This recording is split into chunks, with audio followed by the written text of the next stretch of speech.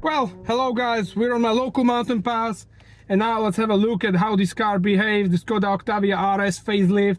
So let's put it into sport, or we can put it into individual. In the individual I have the DCC optional chassis on the hardest setting, but let me use individual. Then another thing we need to do, turn off the lane assist, very easy in Volkswagen Group cars, just here on the steering wheel. And also what you can set is the TCS off, traction control system off, or ESC Sport. I'm gonna put ESC Sport for now, as we're we're not alone on the road. And of course turn off the start and stop system. And as you can see, this twitching on the screen, sometimes it does, this infotainment, it does this thing. It's yeah, you need to lock the car and go away. I don't have time for it now.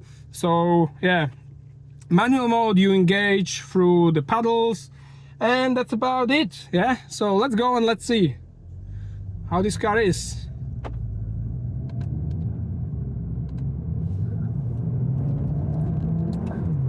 So of course improvements were made in terms of the engine. 265 horsepower, which is good. It's another upgrade for the car. We have a slightly revised exhaust system, which gives you these very small and quiet pops, as you can hear now. Or maybe you can't. They are really rather quiet, but you as a driver, sometimes you can hear them, and it is actually quite okay. So in terms of the chassis and the setup, well, we have 19-inch tires, the big tires with aerodynamic wheel covers. We have the VAQ differential, electronic differential. So let's now go downhill and let's push and let's see how this car behaves. So I need to talk you through it a little bit. And the thing about it is they've really worked very nice in terms of conception and the wheel geometry. You have a much more agile rear with a massive toe in, but as the engine is still quite a lot in front of the front axle, you still have this quite a massive understeer on the limit. Although they really tried quite hard with it, but you do get that. And now in this corner, which is very important for me. All right.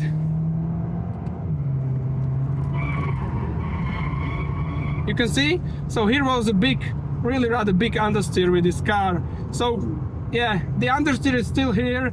It's not a thing that I quite like about this, you know, because in a sports car or in a hot hatch, which this can be considered, you want the understeer to come as late as possible, you know. And yeah, so here, even though it's a sporty setup car, it's rather stiff. Well, it's well stiff actually, not as stiff maybe as the Golf, but you do get that, and you just need to always have it somewhere in the back of your mind with this car, because otherwise you can crash very badly.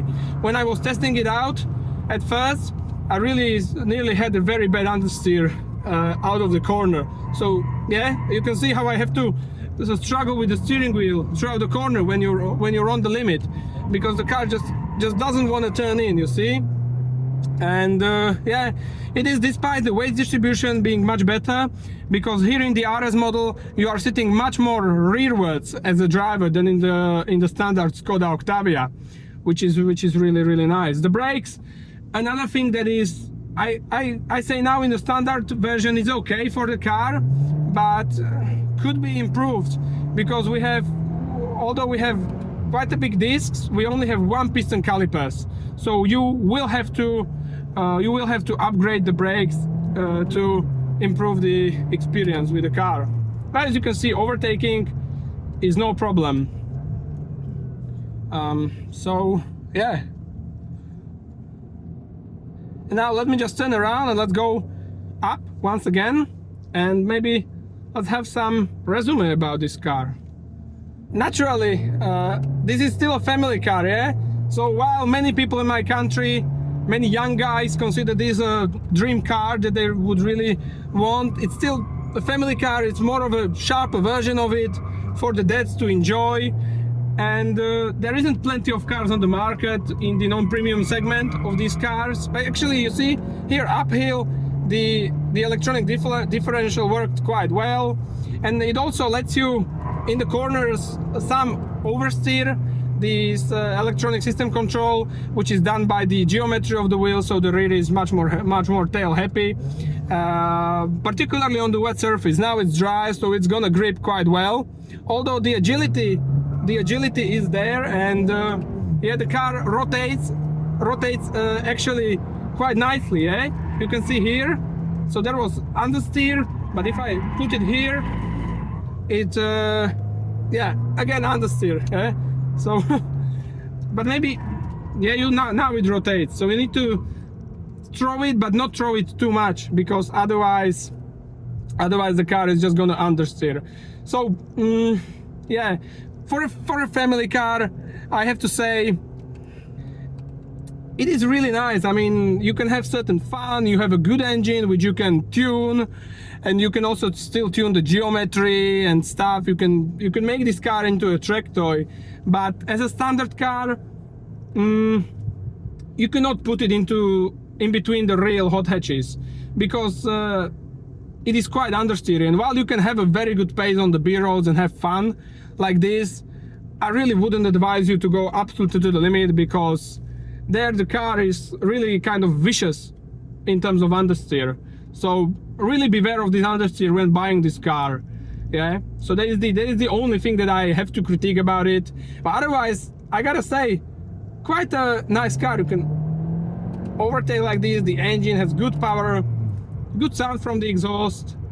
And yeah, another thing, maybe last thing, buy this car with smaller wheels. These bigger wheels, bigger unsprung mass, and also with smaller wheels, you could make the understeer much better, so it wouldn't be as obvious. So yeah, that's about it to the mountain pass proving of the Skoda Octavia VRS facelift. Good family car, fun to drive, just understeer it. And yeah, that's about it. Now let's move on to the everyday usability of the car. Well, hello, welcome to the new video. And as we had on the start of this year, we had the most efficient Skoda Octavia, we had the TDI version. Now during the summer we have this fantastic facelifted RS model. So let's have a closer look at this car. So yeah, as you can see, it's beautiful in this green metallic paint, and there are some differences, of course. In terms of aerodynamics, of course, the sporty model has a slightly worse aerodynamics. So while the Octavia TDI has 0.25 CD, this one has 0.263.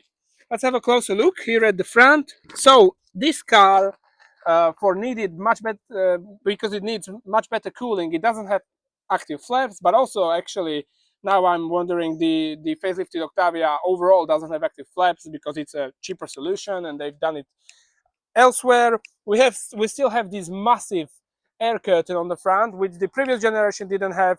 The fourth generation have it. It allows the car to have fantastic aerodynamics on the front mask. And the front also starts very, very low, so you have a very small frontal area of the car, which again helps the aerodynamics. In this case, we have the optional Skoda Crystal Light lighting, the Matrix LED lights, which work fantastically. They are much stronger. And then moving alongside the car, we have these aerodynamic wheels. So even in the RS model, you have these aerodynamics wheel covers, which are all, but they are done in such a way that helps the cooling still. Yeah. In terms of brakes, a sports car has to have better brakes, so we have upgraded brakes, 340 millimeters discs at the front, 310 millimeters at the rear, but we only have one piston calipers, so that is a thing to be improved. In terms of tires, so we are running Skoda specific tires, the tires that were specifically developed for the car. They are Bridgestone Potenza S005, and they are excellent tires actually for the car. The width of the tires is 225 40 R19, which is a very good size. Now, in terms of the suspension, we are of course using the McPherson and Multilink, the 4-link Multilink at the rear with anti-roll bars both at the front and rear. And in terms of positive caster, this car is running quite a big amount of positive caster, helping it lean onto the outer rear wheel. You can have basically two options of the suspension and the damping. Well, you can have a classical sport chassis, 15 millimeters lower, or you can have this optional DCC suspension, which is great.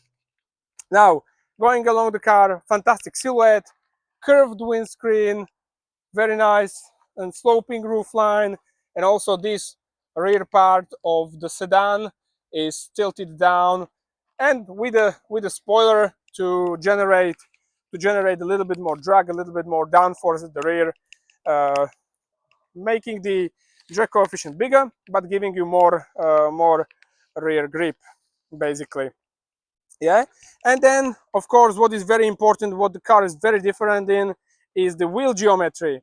And in this car it is done in such a way that it's much more negative camber at the rear, and the wheels also at the rear, they have a massive toe in, so the rear is very agile, and it's actually fantastic. The driving characteristic is very similar to the Peugeot, so it's very playful at the rear, which is great. You have a simple VRS badge at the rear, black badging, which is nice. Let's have a look into the boot. And this is probably the thing in which the Octavia excels in between the, let's say, hot hatches, because no other hot hatch will give you a fantastic boot for the family. This is a really massive boot of, I think, 610 liters of capacity. It's incredibly practical. You have these hitches and stuff. You can fold down the seats from here and under the boot floor. You have again a big space, a spare tire over there, and kit. Yeah, this is the best maybe sporty car for the family. Yeah, nowadays. We also have in this spec we have upgraded exhaust, which is more sporty. It gives you this little burble when it's on the neutral, and also when you let off the accelerator, which is fantastic. On the other side from here is a fuel tank, 50-liter fuel tank for the car. And now let's have a look at the seating at the rear, which is basically the same as in the classic Octavia. Very practical, big door bin, stereo here, this sun cover, sunshade, and yeah, I think the space is good, but the seat feels to be much more rearwards. Yeah, the driver's seat, and then you have the foldable armrest with cup holders as well, strong LED lighting, this sort of very practical plastic trim in the rear console, two USB-C connectors, air conditioning. It's a really practical car, this Octavia, right? And now that we're here, I have to tell you about the conception of the car. And in the Octavia VRS, the driver is seated much more correctly. He's seated much more correctly than in the classical Octavia. So he is seated much more rearwards, giving the driver much better feel, much more confidence during driving. Yeah. And the last thing we need to have a look at is the engine. So let's have a look at the engine. So, and here under the bonnet is the fourth generation of the 2-liter TSI E888. In this case, now producing 20 more horsepower, so 265 horsepower, 370 newton meters of torque. The compression ratio, I didn't find clear information, but it should be 9.6 to 1. But other 2-liter engines in the normal Octavia, they are running on a new sort of cycle with the compression ratio which is higher at 12.2 to 1. Yeah, and it's mated to the DSG DQ381 wet clutches transmission, which is really quick.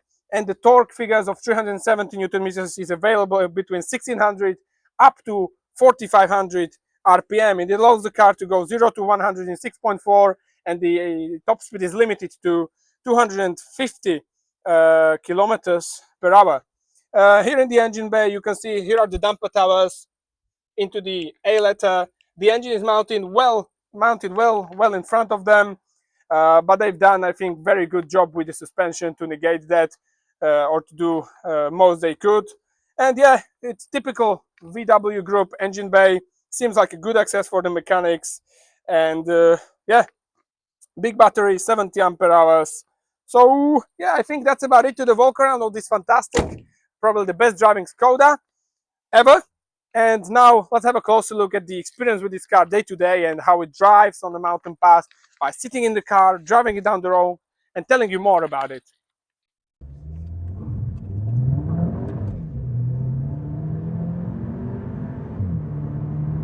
Well, welcome inside the Octavia RS facelift, and let's now talk about the everyday usability of the car. And I'm gonna start with the interior. And the interior is one of the things I would actually critique about the car, because it is not the most cleverly designed, and also in this version, in the TDI, I didn't notice it as much. It isn't as quality feeling. So let me start. So the first thing I had problem with during the use, now that it's summer, is the air conditioning system, particularly the air vents.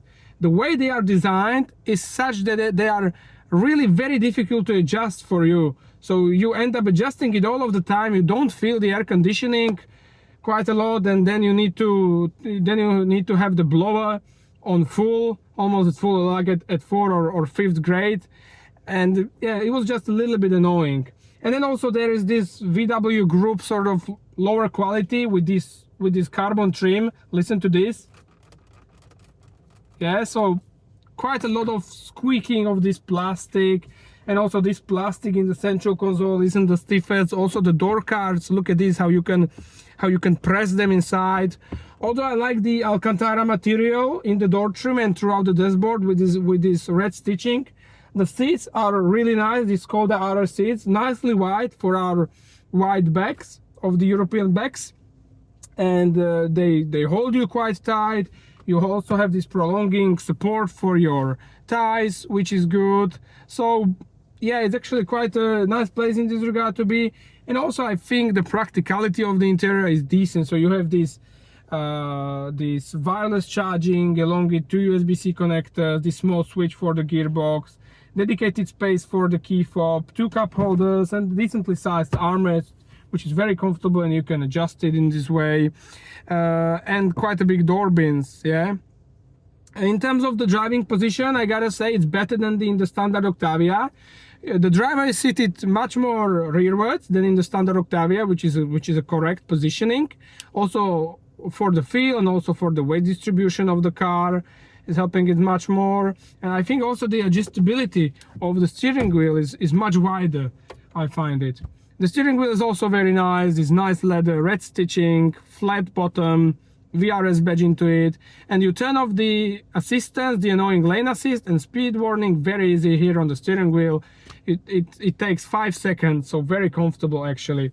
Then another thing I like is actually the infotainment. Now, I had this problem with the display that it's sort of twitching, and I don't know why it's doing it, but it still works quite okay. So it works really well for the buttons, so you can change in between the modes. You have Eco, Comfort, Normal, Sport and Individual. This car is equipped with the optional DCC chassis, so you can have a really comfortable car if you want, really rather comfortable. And then if you press set button, you can turn off the start and stop, and you can either turn off the traction control system or put the stability system into ESC Sport, which lets the car for a more slide maybe in the corner. So yeah, other than that, I think that's all to the interior. Let's start driving with the car.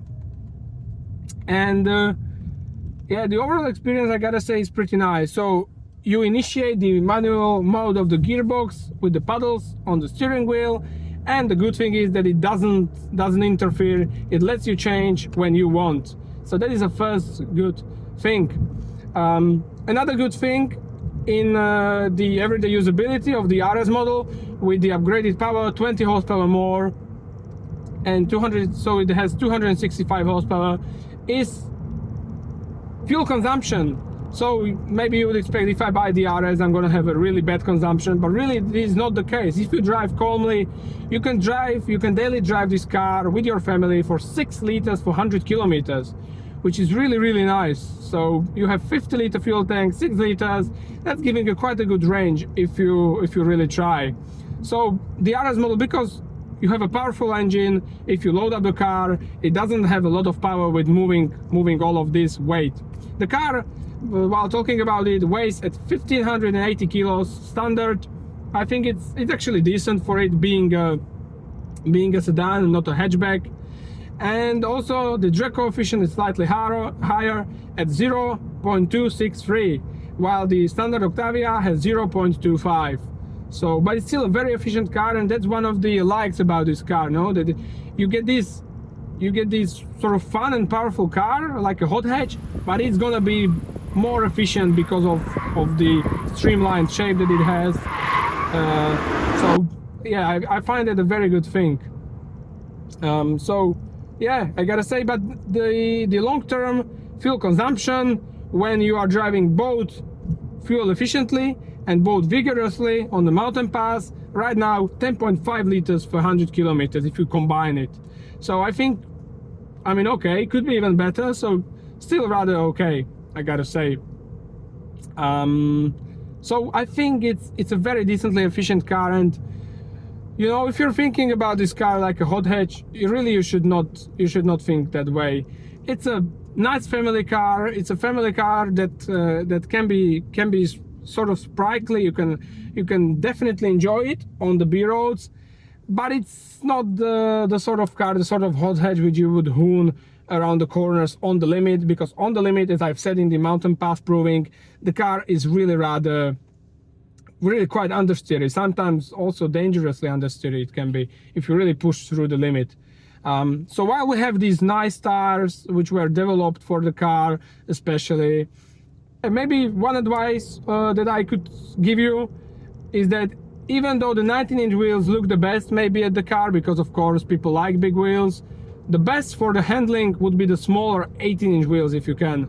Those would make the understeer, would make it come on slightly late because it's less unsprung mass, and yeah, I think also the comfort would be much better with them. So yeah, I think that would be about it to the review of the Octavia RS. I'm really happy to have finally tried it. I really didn't know what to expect, and I have to resume this car or finish the video with saying that it's a very good family car. It's probably the Octavia I would take. It's definitely Octavia I would take, because it's both powerful, it can be fun to drive, it is still very efficient if you try, and also powerful if you need it. If you need it for overtaking with your family on the trips, or if you're just rushing somewhere to get your children, you can drive very fast on the motorway. So it's a fantastic all-rounder, which you do not get in the TDI version. So it's really a no-brainer if you're looking for a family car. But if you're looking for something sharper, or something really sharp, of course the hot hatch is like the Civic Type R, the Megane, which is now not sold, or the VW Golf GTI. They will be better for hardcore driving, but still a very nice car. Well, and if you found this video useful, well, keep watching, keep subscribing, because more videos are coming on very soon, and I hope to see you in the very next video. In the meantime, take care of you and goodbye.